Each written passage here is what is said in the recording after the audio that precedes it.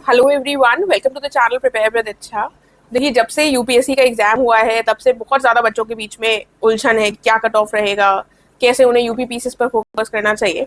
देखिए, I understand कि UPSC का पेपर भले ही चाहे जितना इजी लग रहा हो या टफ लग रहा हो, लेकिन फिर जब आप घर आकर एनालाइज करते हैं तो चीज़ें निकल आती हैं टफ। ठीक है, इतना भी आसान पेपर नहीं था कि बिल्कुल ही सब लोग पूरा पूरा कर रहे हैं। ठीक है, it is after all UPSC. ठीक है, तो थोड़ा सा आहिस्ता आहिस्ता जब आप देखेंगे तो आपको अपनी गलतियां डेफिनेटली दिखेंगी। एंड सबसे इंपॉर्टेंट बात यह है कि मैं यूपीएससी के लिए नहीं पढ़ाती हूँ, गाइड करती हूँ। मैं यूपी पीसीएस पर फोकस्ड हूँ, बट अगेन बहुत सारे ऐसे स्टूडेंट्स हैं जो यूपीएससी भी कल लेकर आए हैं, तो उन्होंने मुझसे पूछा कि आप कैसे करना चाहिए, क्योंकि अभी कुछ सर्टेनिटी नहीं है, क्या कट ऑफ होगा, उन सारी चीज़ों पर डिस्कस करेंगे। लेकिन उससे पहले यदि आप चैनल से नए जुड़ रहे हैं तो प्लीज़ सब्सक्राइब करना मत भूलिएगा, और अगर आपको वीडियो अच्छी लगी तो प्लीज़ लाइक और शेयर जरूर कीजिएगा। देखिए, थोड़ा बहुत कट ऑफ पर बात करूंगी। I am not an expert, और ये जो भी मैं आपको बताऊंगी ये जो मेरे आसपास के लोगों से, अपने फ्रेंड्स से डिस्कस किया है उस हिसाब से बता रही हूँ। ज़रूरी नहीं है इसी के आसपास हो, but yes, that is what I have learned अभी तक लोगों से बात कर। तो अगर अभी तक देखें तो जो जनरल कैटेगरी है वो 87 to 90 मार्क्स के लगभग उसका कट ऑफ जा सकता है।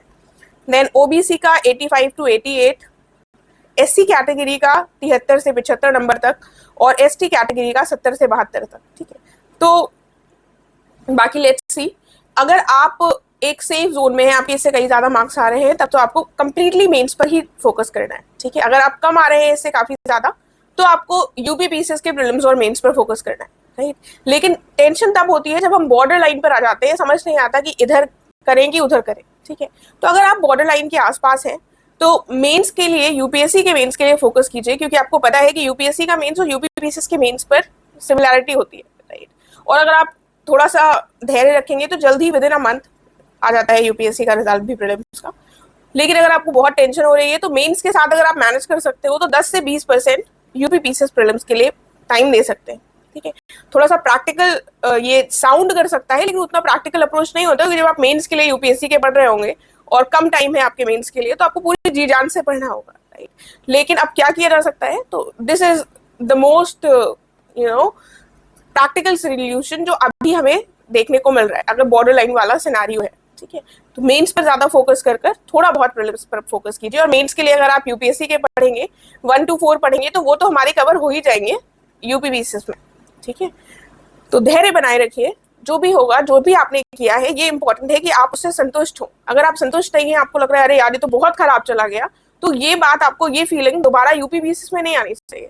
तो उनके लिए ये यूपी पीसीएस का जो एग्जाम होगा एक ये गोल्डन अपॉर्चुनिटी होगी कि उसको सही से समय के साथ क्रैक किया जा सके, क्योंकि अभी टाइम है।